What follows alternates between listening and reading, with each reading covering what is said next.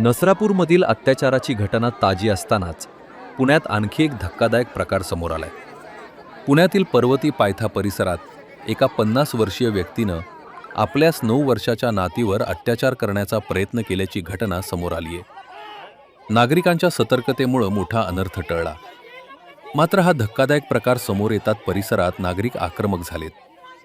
Police घटनास्थळी दाखल झाले असून पोलिसांनी वेळीच हस्तक्षेप करत आरोपीला जमावाच्या तावडीतून सोडून ताब्यात घेतले। मिळालेल्या प्राथमिक माहितीनुसार पर्वती पायथा परिसरातील 50 वर्षीय व्यक्तीनं आपल्या 9 वर्षाच्या नातीला निर्जन स्थळी नेऊन तिचे कपडे काढले आणि तिच्यावर अत्याचार करण्याचा प्रयत्न केला। त्याचवेळी काही स्थानिक नागरिकांच्या ही बाब निदर्शनास आली। नागरिकांनी आरडाओरडा करताच आरोपीचं कृत्य उघड झाले आणि पुढील अनर्थ टळला। ही घटना परिसरात समजताच शेकडो नागरिक घटनास्थळी जमा झाले। संतापलेल्या जमावानं आरोपीला मारहाण करण्याचा प्रयत्न केला आणि त्याला आपल्या ताब्यात देण्याची मागणी पोलिसांकडे केली। आरोपीला आमच्या हवाली करा अशा घोषणा देत नागरिकांनी गोंधळ घातला।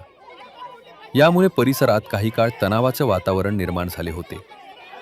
या संपूर्ण प्रकाराबद्दल पोलिसांनी आपली प्रतिक्रिया दिली आहे। काल दिनांक 5 मे रोजी रात्री 9:30 वाजे सुमारास पर्वती पोलीस हद्दीमध्ये पर्वती पायथ्याजवळ एका वयोवृद्ध माणसाने एका लहान बाळावर लैंगिक अत्याचार केले आहे अशी इन्फॉर्मेशन पोलिसांना मार्शलला प्राप्त झाली।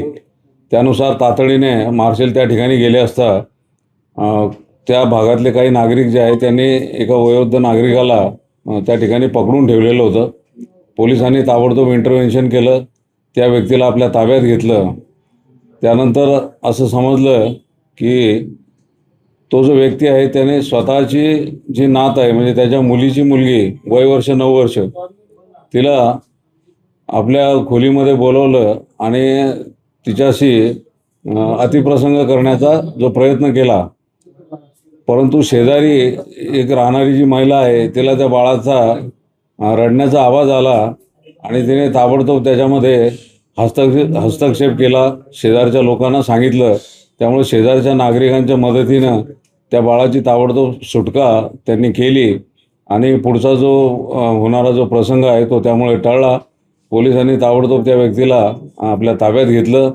सदर बाबतीमध्ये बाळाला आम्ही ताबडतोब ससून हॉस्पिटलला दाखल केलं। त्याच्यामध्ये बाळाची वैद्यकीय तपासणी करण्यात आली। त्याच्यामध्ये पेनिट्रेटिव्ह असा काही असॉल्ट नाही आहे, तरी परंतु जे काही घडलं आहे that amounts to the case of rape, त्यामुळे आम्ही त्याच्यामध्ये गंभीर असा गुन्हा दाखल केलेला आहे। ससून हॉस्पिटलमधून फिर्याद आणून त्यानुसार बाळाच्या आईच्या फिर्यादीनुसार त्यामध्ये पॉक्सो कलम 6, कलम 10, त्यानंतर BNS भारतीय न्यायसंहिता याचे कलम 75 आणि 64 आणि कलम 66 यानुसार गंभीर गुन्हा रात्री या प्रकरणामध्ये दाखल करण्यात आलेला आहे। त्यानंतर गुन्हा दाखल झाल्यानंतर त्या गुन्ह्यामध्ये आरोपीला रितसर अटक करण्यात आलेली आहे। त्याला आज कोर्टामध्ये प्रोड्यूस करण्यात येणार आहे।